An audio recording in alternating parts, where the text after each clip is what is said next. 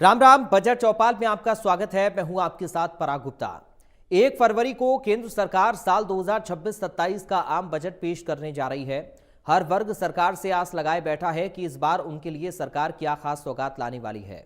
क्या जीएसटी में कुछ बदलाव किए जाएंगे या उद्योग, शिक्षा, स्वास्थ्य के लिए सरकार कौन से नए प्रावधान करने की तैयारी में है। हमारे संवाददाता जॉनी कुमार ने कुछ कर्मचारियों से बातचीत की है और उनको सरकार की बजट से क्या कुछ उम्मीदें हैं ये जानने की कोशिश की। देखिए कर्मचारियों का क्या कुछ कहना है इस खास रिपोर्ट में।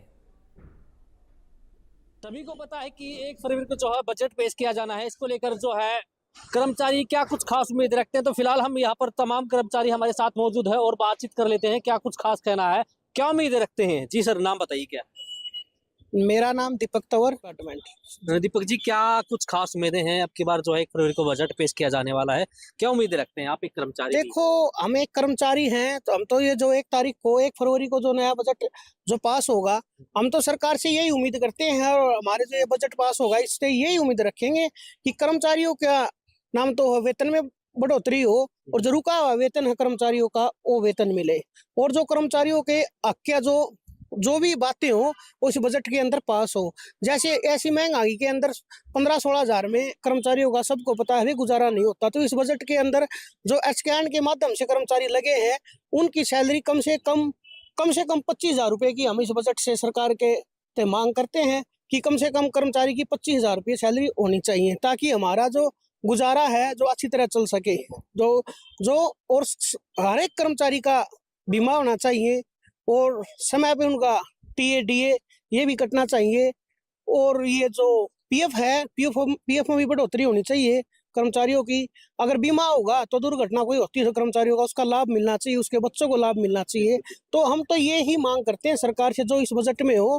खासकर जो हरियाणा सरकार के जो जितने भी एचकेएन के जो कर्मचारी हैं, जो कच्चे कर्मचारी हैं, सरकार से काफी उम्मीदें पहले भी लगाई थी और अब भी लगा रहे हैं। और कर्मचारियों का जो रुका हुआ वेतन है, जो जितने भी हरियाणा के अंदर स्वास्थ्य डिपार्टमेंट है और भी डिपार्टमेंट है, काफी डिपार्टमेंटों का मतलब ये वेतन रुका हुआ है, तो इस बजट के माध्यम से पेश किया जाए और एक जो फरवरी को बजट पास होगा तो उसके अंदर ये वेतन जो रुका हुआ है ये भी दिलाया जाए। बिल्कुल जी, आपका नाम बताइए। क्या नाम है? प्रदीप श्रवण। प्रदीप जी, क्या कहना चाहेंगे 1 फरवरी को जो है बजट पेश किया जाना है, क्या कुछ खास उम्मीद रखते हैं, क्या कुछ खास होना चाहिए कर्मचारी के लिए। यही रख रहे जी, वेतन वगैरह टाइम पे मिल जाए और धन्यवाद जी। तो यहाँ पर तमाम कर्मचारियों से बातचीत करने के दौरान एक ही बात सामने निकल आती है कि कर्मचारी को जो टीडी वगैरह मिलता है या जो उनकी तनख्वाह वगैरह है वो बढ़ाई जाए। काफी कुछ और भी मांगे हैं। क्या नाम है जी आप? अंकित। अंकित जी, क्या कहना चाहेंगे, आप एक कर्मचारी हैं, क्या क्या मांगे रखते हैं, क्या उम्मीदें हैं? मांग भैया ये है हमारी 3 महीने की तनख्वाह दो। अच्छा अच्छा। हाँ, समय पर। जी, क्या नाम है, क्या कहना चाहेंगे जो बजट पेश किया जाना है उसको लेकर? सिद्धार्थ नाम सर मेरा। सैलरी आए हुए लगा लो 3-4 महीने हो गए और 15-16 हजार रुपये में हम काम कर रहे हैं और टाइम पे सैलरी नहीं मिलेगी तो कैसे काम चलेगा सर। ये हम दूर से आते हैं और ये लगा लो अभी बजट पास होएगा तो इसमें सैलरी में बढ़ोतरी तो होनी चाहिए सर, क्यों 15-16 हजार में काम तो चलेगा नहीं। ये तो वही 25,000 के करीब तो सैलरी हो। तो अब उम्मीदें क्या है जो बजट आएगा उसमें? उम्मीदें यही रखते हैं सर, सैलरी बढ़ेगी तो काम वैसे ही चलेगा इस चीज़ में। तो देखिए, यहाँ पर जो तमाम कर्मचारी उससे बातचीत करने के दौरान यही पता चलता है कि जो उनकी जो मांगे हैं या फिर बात करें जो टीडी वगैरह या फिर जो बीमा होता है कर्मचारी का वो होना चाहिए और साथ साथ में जो पीएफ वगैरह होता है वो भी करना चाहिए और जो एक कर्मचारी को जो सुविधाएं मिलनी चाहिए वो सभी सुविधाएं कर्मचारी को मिलेगा काम। संवाददाता जॉनी कुमार ने कुछ युवाओं से भी बात की है, खासकर ऐसे युवा जो खेलों में काफी रुचि रखते हैं। युवाओं ने बेझिझक अपने सुझाव रखे और सरकार को किन चीजों पर विचार करना चाहिए इस पर अपनी राय साझा की। देखिए इस खास रिपोर्ट में। फिलहाल हम भिवानी में मौजूद हैं और यहाँ पर आपको बता देना चाहते हैं कि आज हम युवाओं से बातचीत करेंगे क्योंकि आपको पता है कि आने वाले समय यानी कि 1 फरवरी को जो है बजट पेश किया जाएगा, उसको लेकर जो है युवाओं से बातचीत करते हैं। बजट को लेकर आखिर इनकी क्या क्या उम्मीदें हैं। तो सर, सबसे पहले आपसे शुरुआत कर लेते हैं, नाम बताइए क्या है? नाम पंकज है भाई मेरा। पंकज जी, क्या कहेंगे? आपको पता है कि 1 फरवरी को जो है बजट पेश किया जाएगा, उसको लेकर जो है युवा क्या अपेक्षा करते हैं, क्या उम्मीदें हैं? भाई अपेक्षा तो नू है कि हरियाणा सबसे ज्यादा ओलंपिक में मेडल लिया हुआ है, 50 से 60% मेडल हरियाणा के आवा है। और बजट हरियाणा सबसे कम मिलता है, सबसे ज्यादा बजट गुजरात को मिलता है, गुजरात को कोई मेडल नहीं आते। तो मैं चाहता हूँ कि जो जो मेडल लिया हुआ दोनों सा स्टेट है, उससे ज्यादा बजट आना चाहिए, खिलाड़ी और बढ़ावा मिला। तो भाई मैं चाहूँगा हरियाणा को फालतू बजट मिलना चाहिए स्पोर्ट्स में अब की बार। बात करें तो भिवानी जिलों को किस प्रकार से देखते हैं? क्या उम्मीदें भिवानी जिलों को किस प्रकार से बजट की ओर से देखते हैं जी? भाई भिवानी को वैसे भी बॉक्सिंग का मिनी बोला जाता है, मिनी क्यूबा बोला जाता है। और मैं ये चाहता हूँ भिवानी में हर गाँव के साथ कोच होने चाहिए, जिस गेम में मतलब जिन बच्चों की रुचि होती है, और नर्सरी खुलनी चाहिए हर गाँव में। और जो NIS के कोच होते हैं उनको सरकारी नौकरी देनी चाहिए, जो कई सरकारी वैकेंसी बहुत कम होती हैं स्पोर्ट्स में। तो मैं चाहता हूँ उनमें थोड़ी इंक्रीज हो और परसेंटेज ज़्यादा फालतू सरकारी कोचों की।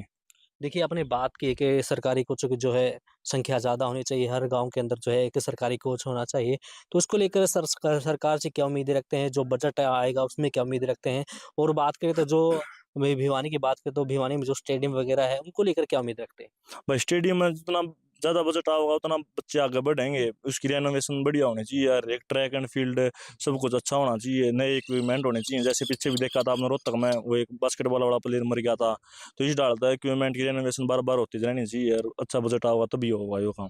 बिल्कुल। तो देखिए, जिस प्रकार से युवाओं से बातचीत करते हैं तो उनका ये कहना है कि अगर खेल के मामले में, क्योंकि हरियाणा सबसे आगे रहता है, और बात करें तो भिवानी जिला जो है मिनी क्यूबा के नाम से जाना जाता है, और खेल के मुकाबले में भिवानी जिला अक्सर टॉप पर रहता है। तो प्रवीण जी से बात करते हैं, आखिर वो जो है आने वाले समय में जो बजट पेश किया जाएगा उसको लेकर ये क्या उम्मीद रखते हैं? जी प्रवीण जी, क्या कहना चाहिए? सबसे पहले तो मैं यही कहूँगा, युवाओं को जो उच्च शिक्षा के लिए युवाओं के लिए उच्च शिक्षा के लिए जो सहायता राशि है, जो स्कॉलरशिप है, उसको बढ़ाना चाहिए और रोजगार के अवसर प्रदान करने चाहिए सरकार को। और जो भी GST की मार है उसको कम किया जाना चाहिए। बस मैं यही उम्मीद करता हूँ जो बजट पेश होगा सरकार से। बिल्कुल। तो देखिए, जो युवाओं से बात करते हैं उनका यही कहना है कि अब की बार जो बजट पेश किया जाए वो जो है युवाओं के हक में किया जाना चाहिए, रोजगार के अवसर जो है प्रदान किए जाने चाहिए। तो सर, हम आपसे जानना चाहेंगे कि अब की बार जो है 1 फरवरी को बजट पेश किया जाएगा, उसको लेकर आप क्या उम्मीद रखते हैं, क्या कहना चाहें? सर मेरा नाम दुष्यंत है और जो 1 फरवरी को नेक्स्ट फाइनेंशियल ईयर के लिए बजट आ रहा है, उस पे सबसे पहले तो हमारी जो एक्सपेक्टेशंस है यही है कि सबसे जो इम्पोर्टेंट 2 जो टॉपिक्स मुद्दे रहने वाले हैं अगले ईयर के, तो वो यही है। एक तो एजुकेशन के ऊपर काम करना। हमने लास्ट ईयर भी देखा कि 6% इंक्रीज था एजुकेशन के बजट में, तो उसको भी काफ़ी सराहनीय कहा जाएगा। और जो टैक्स स्लैब्स में रिफॉर्म्स थे, जो GST में रिफॉर्म्स थे, उसकी वजह से जो जैसे आउटर जो एक रिसेशन टाइप का क्रिएट किया जा रहा था, जैसे टैरिफ्स लगाए थे USA ने हमारी इकोनॉमी पे, उसके बाद भी हमने 8% की ग्रोथ देखी हमारा जो क्वार्टर था, थर्ड क्वार्टर में। और जो फाइनेंशियल ईयर की ग्रोथ थी वो भी 6.5% समथिंग इसके आसपास थी। और वो तो जब थी जब हमने एक तरह से एक अनस्टेबिलिटी देखी, जो इंटरनेशनल मार्केट थी, इंटरनेशनल ऑर्डर था, उसमें अनस्टेबिलिटी के बाद भी हमने रिसेशन से मतलब बचाया है अपनी इकोनॉमी को। और ये हो पाया गवर्नमेंट के रिफॉर्म्स के कारण, अलर्टनेस के कारण, और जो सेल्फ रिलायबिलिटी है और सेल्फ डिपेंडेंस है अपनी कंट्री की, वही। और उस पर अब और ध्यान देने की ज़रूरत है। जो जैसे हम देख रहे हैं थ्रेट्स आ रहे हैं, 500% जो टैरिफ लगाने की बात कर रहा है USA हमारे ऊपर। और हम एक ये भी देख रहे हैं कि जियो पॉलिटिक्स में जो फ्यूम अप हो रहा है एक वॉर के लिए, जैसे हम देख रहे हैं वेनेजुएला में भी अब रशिया का जो ये टैंकर था या शिप था जो अमेरिका ने सीज किया, यूक्रेन रशिया वॉर, और ईरान में भी अनस्टेबिलिटी। तो इसको हम एक तरह से ये देख सकते हैं 2026 में threat to over national security. और जो साइड में जो ये साउथ ईस्ट जो रीजन है, इसमें हम अनस्टेबिलिटी देख रहे हैं, सरकारें गिर रही हैं, तो उससे भी हमें बचाव करना है अपनी इकोनॉमी का, क्यों वो भी एक इम्पैक्ट डालती है। हमने श्रीलंका में डिक्लाइन देखा, हमने बांग्लादेश में डिक्लाइन देखा, जो कि इतना अच्छा कर रही थी जो इकोनॉमीज, उसका डिक्लाइन देखा। तो उसके लिए भी सरकार को बजट में स्पेशल ध्यान देना पड़ेगा, जैसे कि कुछ एक रिफॉर्म्स लाने पड़ेंगे, इकोनॉमिक रिफॉर्म्स, जिससे जो कंज्यूमर डिमांड बढ़े। क्योंकि कंज्यूमर डिमांड बाहर तो अब जैसे US के साथ हमारा ट्रेड सरप्लस था, हमारा ट्रेड जो भी मैन्युफैक्चर मैन्युफैक्चरिंग हो रही थी यूएसए में जा रही थी। अब उसके लिए अगर वो बाहर नहीं जाएगी तो उसको कंजप्शन करने के लिए कहीं ना कहीं कंज्यूम तो करना ही पड़ेगा, तो उसके लिए भी सरकार को ध्यान देना पड़ेगा। और दूसरी यही है कि डिफेंस बजट जैसे 1.9% समथिंग इसके आसपास है टोटल जीडीपी का, उसको बढ़ाना चाहिए। क्योंकि एक जो इंडिया जो जिस सिचुएशन में है, जिस जहाँ पे खड़ा है, जिस स्थिति में है, तो हम देख सकते हैं कि आसपास के एरिया एक हॉटस्पॉट एरिया है जो वॉर प्रोन है, तो उसके लिए भी हमें अपना आपका ध्यान रखना पड़ेगा। और दूसरी जो एक इम्पोर्टेंट चीज़ है, एजुकेशन पे बजट भले ही बढ़ाया हो, लेकिन कुछ एक चीज़ें हैं जहाँ पे जैसे नेट जेआरएफ करके जो कैंडिडेट्स रहते हैं, एचटेट क्लियर करके रहते हैं, उनको जॉब्स नहीं मिल रही, वो घूम रहे हैं। एक क्वालिफिकेशन होने के बाद भी अगर वो लोग बेरोजगार घूम रहे हैं, तो इसमें मेरे ख्याल से बजट में ध्यान देना चाहिए। हालांकि पिछली बार के जो रिफॉर्म्स थे उनको मैं सराहनीय ही कहूँगा, क्योंकि उन्होंने जो एक तरह से अपनी इकोनॉमी को एक रिसेशन से बचाने का काम किया है। भिवानी को किस प्रकार से देखते हैं बजट जो आएगा इसमें? सर भिवानी को नेशनल बजट में तो मैं यही देखता हूँ कि हम भिवानी को नहीं, हरियाणा को ही वैसे देखते हैं। और ये नेशनल अभी तो जो मेन मुद्दा है वो नेशनल सिक्योरिटी का है, क्योंकि ये देश है तो भिवानी है। और जो दूसरी चीज़ है, भिवानी में भी काम हो रहा है, जैसे यहाँ पे नेकीराम कॉलेज खोला गया है जो ये मेडिकल कॉलेज है, और भी जैसे यूनिवर्सिटी में भी काम चल रहा है। और भी थोड़े रिफॉर्म्स लाने की ज़रूरत है, जैसे स्कूल के जो इंफ्रास्ट्रक्चर है वो पुराने हो गए हैं, उनको रेनोवेट कराने की कुछ एक काम हुए हैं। जैसे अटल टिंकरिंग लैब खोले गए हैं, लेकिन जो अटल टिंकरिंग लैब है उनमें जो टीचर्स हैं वो इतने स्किल्ड नहीं है, उनको कैसे ऑपरेट करना है, तो उस पर काम करने की ज़रूरत है। स्किल डेवलपमेंट अब ज़्यादा ज़रूरी है, मतलब जो हम देख सकते हैं। जी, देखिए जिस प्रकार से युवाओं से बात करते हैं तो उनका ये कहना है कि एक तो रोज़गार का जो स्तर है वो काफ़ी बढ़ना चाहिए, उसके ऊपर जो बजट आया उसके अंदर कुछ सोचना चाहिए। और दूसरी बात करें तो जो शिक्षा का स्तर है वो भी पिछले के मुकाबले गिरता हुआ नज़र आएगा, उसको भी और भी काफ़ी ध्यान देना चाहिए। कुछ और युवा भी हमारे साथ जुड़े हैं, उनसे बातचीत करते हैं आखिर इनका जो है आने वाले समय में जो बजट होगा उसको लेकर क्या उम्मीद है। जी सर, क्या कहना चाहेंगे? सबसे पहले नाम बताइए। मेरा नाम अजय है। मैं बस इतना कहना चाहता हूँ, जो सरकार बजट पास करे वो युवाओं के हित में हो और युवाओं को रोजगार मिले, बस। तो देखिए जिस प्रकार से युवाओं से बात करते हैं उनका यही कहना है कि जो बजट पास किया जाए या जो बजट आने वाला है उसमें जो है युवाओं के हित के लिए सोचा जाए, क्योंकि हर जो पढ़ा लिखा नौजवान है उसको यही उम्मीद है कि ज़्यादा से ज़्यादा है जो रोजगार के अवसर प्रदान की जाए। तो फिलहाल इस प्रकार के जो भी अपडेट है वो लगातार पहुंचाने का काम करते हैं। इसके बाद हमने कुछ आम लोगों से भी बातचीत की। लोगों ने बताया कि उनको इस बजट से काफ़ी उम्मीदें हैं। साथ ही उन्होंने कहा कि उन्हें सरकार से काफ़ी उम्मीदें हैं। उनको यकीन है कि सरकार शिक्षा और स्वास्थ्य पर जोर देते हुए महंगाई को कम करेगी। सभी को पता है कि भी 1 फरवरी को जो है बजट आने वाला है और बजट को लेकर क्या कुछ खास उम्मीदें जो है आम जनता रख रही है। आम लोगों से बातचीत करते हैं आखिर बजट को लेकर उनकी क्या कुछ उम्मीदें हैं, तो एक एक करके बात कर लेते हैं। तस्वीरों के माध्यम से आपको दिखाना चाहूँ कि काफी कुछ लोग हमारे साथ जुड़े हैं, उनसे बातचीत कर लेते हैं। आखिर जो बजट आने वाला है उनको लेकर क्या सोचते हैं, क्या जो बजट आएगा, क्या बजट जो आएगा क्या इनकी उम्मीदों पर खरा उतरेगा, तो इनको लेकर सभी लोगों से बातचीत कर लेते हैं। तो सर सबसे पहले आपसे शुरुआत कर लेते हैं। जी नाम बताइए क्या है? मैं विनोद कुमार प्रजापति पार्षद। तो मेरी बजट से और सरकार से यही उम्मीद है कि जितने भी हमारे रसोई का सामान है और है, सरकार काफी कुछ कर रही है, वो सस्ता हो, बेरोजगारी देश से खत्म हो। बेरोजगारी के लिए खत्म करने के लिए ये तो नहीं हो सकता कि सरकार हर युवा को नौकरी दे, जी जी जी। पर सरकार कोई ऐसी स्कीम निकाले लोन की, जिस बच्चे के अंदर कोई स्किल है, कोई अपना विजन लेके चल रहा है, तो उसको बच्चे को लोन आसानी से मिले, ताकि वो देश का भी सपना पूरा कर सके और अपने खुद का भी सपना पूरा कर सके। क्योंकि ये तो मुनासिब है नहीं कि हर बच्चे को, हर युवा को नौकरी मिलेगी। तो हमारी सरकार से यही उम्मीद है कि वो ज़्यादा से ज़्यादा युवाओं को नौकरी या कोई लोन का प्रबंध करे। और जो रेल और सड़क के ऊपर जो सरकार का चल रहा है वो अच्छा चल रहा है। हर तरफ, हर किसी भी तरीके से, जैसे हमारा युवा क्या है कि बीए कर लिया या कोई डिग्री कर ली तो वो अपने काम करने में शर्म करता है। अगर सरकार लोन की सुविधा ज़्यादा से ज़्यादा दे तो वो अपने हुनर को पैदा करके और हुनर से ही अपना और देश का, परिवार का सहयोग कर सकता है। उससे देश जितनी तरक्की कर रहा है उससे भी ज़्यादा तरक्की करेगा। बिल्कुल। देखिए जो आम लोग हैं उनका यही कहना है कि जो है देश तभी आगे बढ़ सकता है जब शिक्षा का स्तर ऊंचा होगा या फिर जो है युवाओं को जो है रोजगार मिलने का काम करेगा। तो सर नाम बताइए क्या है? मेरा नाम सुरेश सैनी है। मैं तो सुरेश जी क्या कहना चाहेंगे? आपको पता है कि 1 फरवरी को जो है बजट पेश किया जाने वाला है, उसको लेकर क्या कुछ उम्मीद रखते हैं? हम सरकार से उम्मीद रखते हैं कि पूरे देश में महात्मा ज्योतिबा फुले और सावित्रीबाई फुले के नाम से विकास बोर्ड का गठन किया जाए, क्योंकि दोनों के नाम से विकास बोर्ड का गठन करने के बाद लोगों को रोजगार मिलेगा। क्योंकि आज के समय में जो युवा है पढ़ाई तो कर लेते हैं लेकिन उनको रोजगार की कमी है। तो ऐसी गठन करने के बाद जो मध्यम वर्ग के परिवार हैं उन बच्चों को रोजगार मिलेगा, और रोजगार के साथ साथ जो पढ़ाई का स्तर है हमारे देश में बहुत ही अच्छा है। लेकिन जो बच्चे पढ़ लिख जाते हैं उनको स्वयं रोजगार के लिए कई चीज़ें ऐसी है कि बैंक में जाना पड़ता है, तो उनको अच्छे सही समय पर लोन की सुविधा उपलब्ध करवानी चाहिए।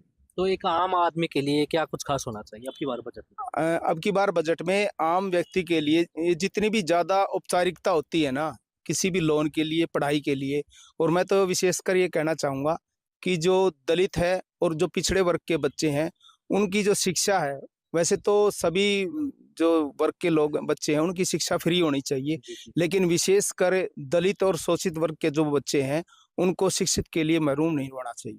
बिल्कुल। तो देखिए जिस प्रकार से लोगों से बातचीत करें तो उनका यही कहना है कि शिक्षा का स्तर ऊंचा उठना चाहिए और शिक्षा के ऊपर जो है बच्चों को लोन भी मिलना चाहिए ताकि वो उनकी जो पढ़ाई है वो पूरी कर सके। तो सर आपसे जानना चाहेंगे कि देखिए आप एक युवा भी नजर आ रहे हैं सबसे पहले नाम बताइए क्या है? मेरा बबलू नाम है सर। बबलू जी क्या कहेंगे? आपको पता है कि 1 फरवरी को जो बजट पेश किया जाने वाला है, उस बजट को लेकर क्या उम्मीद रखते हैं आप? बजट जैसे सर अपने जो युवा बच्चे हैं उनको है ना शिक्षा में बहुत ज़्यादा पैसा इन्वेस्ट हो रहा है, उसको पैसे की जगह जो उनको फ्री ऑफ पढ़ाया जाए। बिल्कुल। ठीक है, जो हमारे दलित के बच्चे हैं, जो गरीब लोग हैं, जो पढ़ाई में असमर्थ है, उनके पढ़ाई के लिए मतलब सरकार से उम्मीद करते हैं कि वो फ्री ऑफ उनको पढ़ाया जाए। ठीक है, और जैसे अपने जी, कोई नहीं। तो देखिए जिस प्रकार से युवाओं से भी बातचीत कर रहे हैं तो उनका भी ये कहना है कि जो बच्चे पढ़ रहे हैं उनको बिल्कुल फ्री ऑफ कॉस्ट पढ़ाया जाए, क्योंकि जो आजकल काफ़ी जो स्कूलों की बात करें या फिर जो बड़ी-बड़ी जो संस्थाएं होती हैं वो काफ़ी ज़्यादा पैसा लेने का काम करते हैं, जिससे कि जो गरीब लोग के बच्चे हैं वो पढ़ नहीं पाते हैं। तो सर सबसे पहले आपसे नाम जानना चाहेंगे क्या है? मेरा नाम सुरेश किराड़ है। मेरा मानना ये है कि जो देश में जिन्होंने आज़ादी कराई, देश के लिए मर मिटे, आज उनके बच्चों की दयनीय हालात है। और मेरा कहना यह है कि उनकी जो पेंशन है, जो पेंशन पे बैन लगाया है कि भाई 75% अपाइज अनमैरिड, ये गलत है, इसको हटाया जाए और जो कि तू पेंशन दी जाए ताकि वो अपना अच्छे तरह जीवन चला सके। दूसरी बात यह है जैसे बस पास है और जैसे रेल है सेंटर से, तो केंद्र और रेल से ये होना चाहिए दोनों पेंशन, जैसे फ्रीडम फाइटर के लिए उसी तरीके से होना चाहिए। दूसरा ये है कि जो बच्चे बीमार हो जाते हैं, जैसे फ्रीडम फाइटर को दे रखा था, इसी तरह उसके परिवार को फ्री मेडिकल सुविधा होनी चाहिए। दूसरा ये है कि जो बच्चे पढ़ लिख रहे हैं, जो किसी जॉब पे हैं, उनको प्रमोशन अच्छी होनी चाहिए ताकि उनकी पढ़ाई के काबिल होनी चाहिए। तो अब आज के हालात को देखते हुए आज हर जगह महंगाई का दौर है, इसलिए महंगाई के दौर में सबसे पहले उन देश आज़ादियों के बच्चों की तरफ ध्यान करना चाहिए और 2% जो आरक्षण है वो सीधा देना चाहिए, चाहे वो सरकारी हो गैर सरकारी हो, ताकि वो कुछ आगे बढ़ सकें। अब कहीं भी नहीं मिलता, जो मिलता है तो उसमें आप जो दे रखा है उसमें सबसे पहले फौजियों के बच्चे लग जाते हैं, उसके बाद अपाइज, उसके बाद सीट रहती नहीं, नाम खाम खाई का नाम दे रखा है, इस नाम को हटाया जाए, सीधा डायरेक्ट ये आप क्या उम्मीद रखते हैं जो बजट आने वाला है उसको लेकर क्या उम्मीद है? मैं इस बजट में यही चाहूंगा कि हमारा जो बजट है पेंशन का वो पहले से भी है, ज्यादा तकलीफ आने की सरकार में नहीं है, क्योंकि वो हमें आराम से दे सकते हैं पेंशन। ठीक है, और मैं यही चाहूंगा कि आम आदमी को ऐसी सुविधा दी जाए जो परेशान ना हो। हमें नहीं, पूरे हिंदुस्तान में आम आदमी को अच्छी सुरक्षा मिलनी चाहिए, अच्छी शिक्षा मिलनी चाहिए, अच्छी सुविधाएं मिलनी चाहिए, ताकि हमारे तो इसलिए है कि भाई जो जिन्होंने देश को आज़ाद करवाया, कम से कम उनके घरों की तरफ देख के उनकी तरफ ध्यान करना चाहिए। और मैं ये चाहूँगा कि पेंशन तुरंत लागू होनी चाहिए और 10 लाख का बीमा होना चाहिए उनके परिवार में। और आज युवक इतने परेशान चल रहे हैं, नौकरी नहीं मिलती, कहीं चल नहीं सकते, कहीं पीछे बैग में कोई बैग नहीं है घर में, तो क्या करेगा। पढ़ाई की इतनी, शिक्षा के इतने पैसे हो गए हैं कि आदमी उन अच्छे स्कूलों में दाखिला करा ही नहीं सकता। जो बिजनेसमैन है वो करा सकते हैं, जो अच्छे बैंक बजट को लेकर क्या उम्मीदें हैं? बजट में लेके मैं तो यही कहूँगा कि बहुत अच्छी तरह इन्होंने सोच समझ के बजट देना चाहिए, अच्छे सभी गरीब अमीर सभी के काम आए। बिल्कुल। तो देखिए लोगों से बातचीत करें तो उनका यही कहना है कि जो बजट अब की बार पेश किया जाए वो सभी के हितों के लिए किया जाए और सबके लिए जो है लाभकारी भी हो। तो सर सबसे पहले आपसे जानना चाहेंगे कि आपका नाम क्या है? सर मेरा बलवंत सिंह गुर्जर नाम है। बलवंत जी क्या कहना चाहेंगे जो अब की बार जो है बजट पेश किया जाना है 1 फरवरी को, उसको लेकर क्या कुछ उम्मीदें हैं, क्या कुछ करना चाहिए सरकार को जिससे कि आम लोगों के हित में जो है बजट होना चाहिए? सरकार को सरकारी स्कूलों पर और सरकारी हॉस्पिटलों पर और जो स्टेडियम है उन पे बच्चों, जो गरीब तत्व के बच्चे हैं, उनके खेल के बारे में, शिक्षा के बारे में, ठीक है। और जो गरीब आदमी है उनके लिए जो प्राइवेट हॉस्पिटल तो कर नहीं सकते, वो सरकारी में सुविधा अच्छी हो और सरकारी स्कूल में सुविधा अच्छी हो ताकि तालीम अच्छे से मिले। हाँ जी, आप क्या कहना चाहिए? नाम बताइए क्या है? मेरा दिनेश कुमार। दिनेश जी क्या कहेंगे जो अब की बार जो बजट पेश किया जाना है 1 फरवरी को, आपको पता है कि बजट पेश किया जाना है, उसको लेकर क्या कुछ उम्मीद रखते हैं भाई? क्या कुछ होना चाहिए आम नागरिक के लिए, आम लोगों के लिए? वैसे तो सरकार ने सुविधा बहुत कम दे रखी है, लेकिन गरीब बच्चों के तो में बहुत ही कम सुविधा मिली हुई है सरकार की तरफ से। अगर ये सुविधा अच्छे ढंग से, अगर अच्छे गरीब बच्चों के हितों में बढ़िया काम हो जाए, उनको लोन की सुविधा मिल जाए, अच्छा जो है ना प्रोग्रेस हो जाए बच्चों की, अच्छे पढ़े लिखे बच्चे हैं जो घर बैठे हैं उनको बढ़िया रोजगार मिल जाए। अगर सरकार में ये सुविधा मिल जाए तो इससे बढ़िया है ही नहीं कुछ। बिल्कुल, देखिए यहाँ पर तमाम लोगों से बातचीत करने के दौरान एक ही बात सामने निकल कर आती है कि एक तो जो शिक्षा का स्तर है वो ऊंचा उठना चाहिए और जो शिक्षा है वो फ्री की जानी चाहिए, क्योंकि जो अनुसूचित जाति के लोग हैं, जो गरीब लोग हैं, उनके बच्चे जो है पढ़ नहीं पाते, क्योंकि जो शिक्षा प्राइवेट स्कूलों में दी जाती है वो काफ़ी क्योंकि हाई फाई दी जाती है और उसमें जो है पैसा बहुत ज़्यादा लगता है, जिसके चलते जो है लोग उस फीस को पे नहीं कर पाते, जिसके कारण जो गरीब लोग के बच्चे पढ़ नहीं पाते। तो लोग आशा कर रहे हैं कि अब की बार जो शिक्षा दी जाए या फिर जो बजट अब की बार जो पेश किया जाना है उसमें जो है गरीब लोगों के जो बच्चे हैं वो जो बढ़िया स्कूल होते हैं या बढ़िया जो संस्थाएं होते हैं उनमें फ्री पढ़ने का काम किया जा सके। फिलहाल हमारे साथ बने और देखते रहिए इंडियन न्यूज़ हरियाणा। मैं जोनी कुमार, कैमरामैन। तो फिलहाल बजट चौपाल में अभी के लिए इतना ही। बाकी खबरों के लिए आप बने रहिए। राम राम।